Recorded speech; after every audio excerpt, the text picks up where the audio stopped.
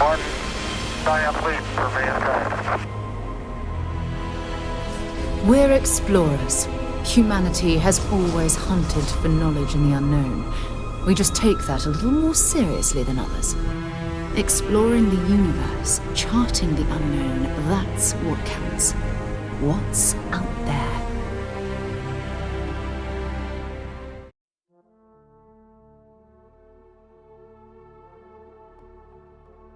Starfield is an outer space role-playing game where you create a character with a specific background and skills and become embroiled in a story examining mankind's place in the universe through exploration and conflict. It features several joinable factions, varying combat styles, a crafting system, and outpost design and construction. It is similar in feel to Bethesda's previous releases in the Elder Scrolls and Fallout games series, but set in a futuristic setting of different planets and star systems.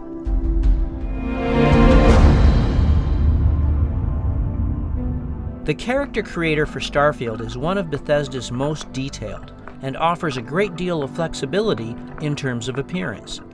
Chosen backgrounds and skills can have a significant impact on how a character feels during the game, though not so different that you should be afraid to experiment and try something for fun. In other words, you will neither be punished or rewarded by your choices enough to worry about them.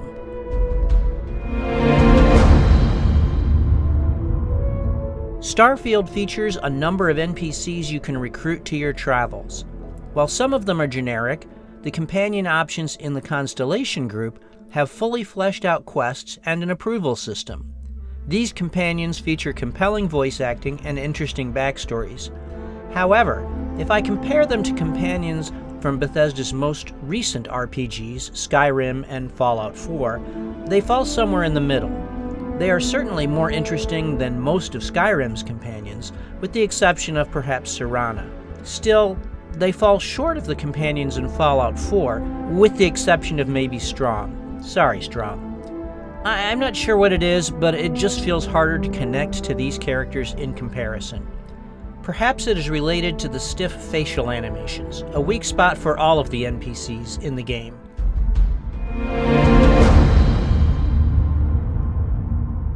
Regarding frame rate, I found on my system that playing at 30 FPS was generally smooth, and only in certain high-density locations did my console drop a lot of frames. The different settings in the game are detailed and unique. New Atlantis is a thriving, futuristic city. Aquila City has a Firefly-esque personality, like much of the Freestar Collective. Neon is clearly designed with a Blade Runner aesthetic in mind. Sidonia reminds me greatly of Outland, a gritty 80s sci-fi movie. However, the moons are all pretty samey. I don't know how much to fault Bethesda for that, as that is likely pretty realistic for a barren rock. The points of interest you encounter on the planets are procedurally generated from a common list, so after a while you start seeing the same locations again. This can get a bit old if you spend much time simply wandering planets.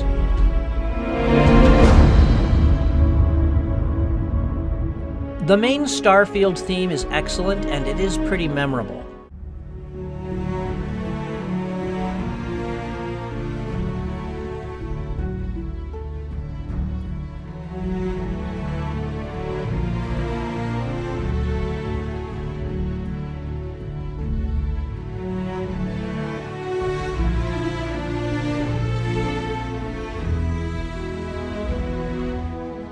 The rest of the music is fine and does its job, but few themes stand out, and it mostly feels kind of generic. I really enjoy the composer's previous work, so I admit I was disappointed in the soundtrack overall.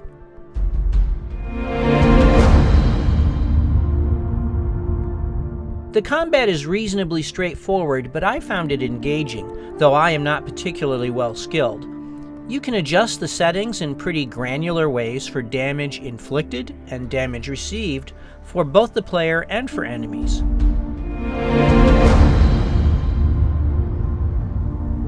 The main story is interesting, but without giving anything away, it made me wonder what would happen if they ever made a Starfield 2.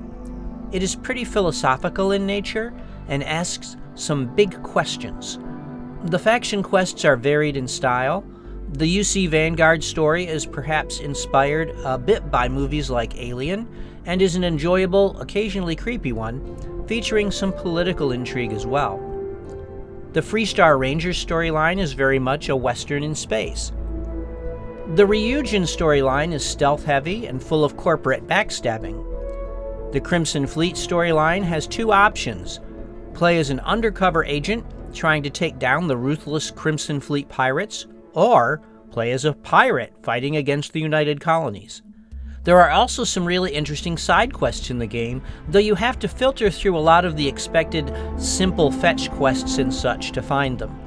Side note, in general, playing an evil character presents a lot of challenging obstacles you do not have to deal with when playing a more moral character.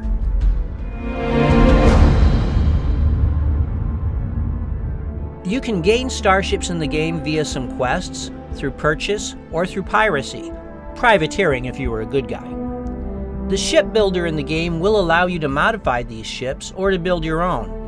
I did not engage with the ship builder extensively and found the camera controls pretty clunky, but it seems to have a lot of options for a player who is really into building their own ships.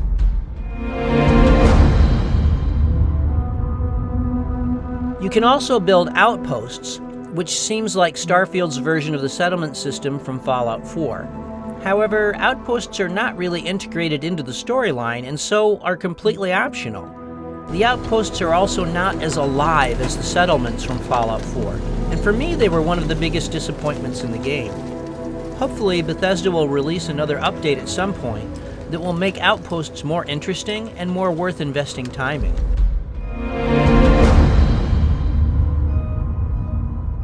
As of this writing, there are 2 DLCs available for the game, Terran Armada and Shattered Space. Shattered Space involves an investigation on Dazra, the home of House Varun. It seems to have had generally poor reception, but I rather enjoyed the storylines on this planet. I would say that the dark, oppressive skies on Dazra got boring after a while. Weather changes or a more dramatic day-night cycle might have improved things visually. Terran Armada introduces some high-level fights called incursions, which provide an excellent way to earn XP at advanced levels. It follows the story of a dangerous group attacking different colonies in the settled systems. I would say that after a while, every incursion is kind of the same, and the fact that you are forced to use cruise mode to reach them is annoying. But there is some nice-looking gear and weapons to be had, as well as new companions.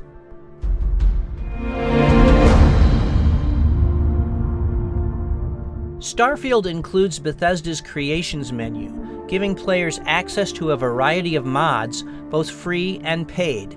The modding scene has been less active for Starfield than for some other games, but there are an increasing number of mods available on the PS5 each day. It is my hope that the PS5 release will generate renewed interest for mod creators to make things for Starfield, but time will tell.